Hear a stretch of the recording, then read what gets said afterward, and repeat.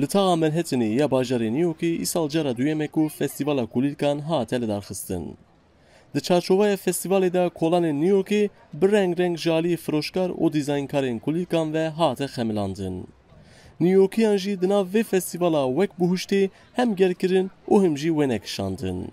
Bêguman festîvalên wiha ji bo rûniştvanên bajêr pir giring in. Ev festîval ji bo binvedanekê ye, li vir romantîzm heye, reng heye. Em tamekî mezin ji vê atmosferê werdigirin. Me nikarîbû daxwaza tiştekî zêdetir bikira. Loma hewcedariya me aramî ye. Ev festîval jî aramiyê didime.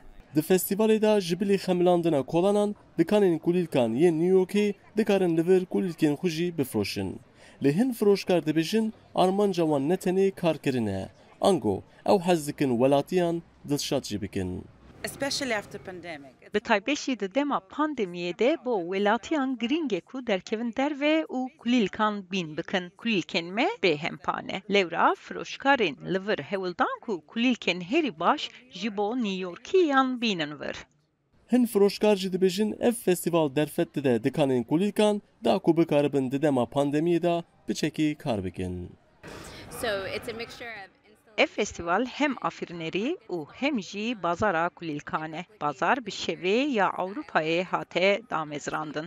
Firoşkar ji taxên cudayê New Yorkê hatin vir. Ez bi xwe jî hunermendeke ji Brooklynê me û kulîlkan dîzayn dikim.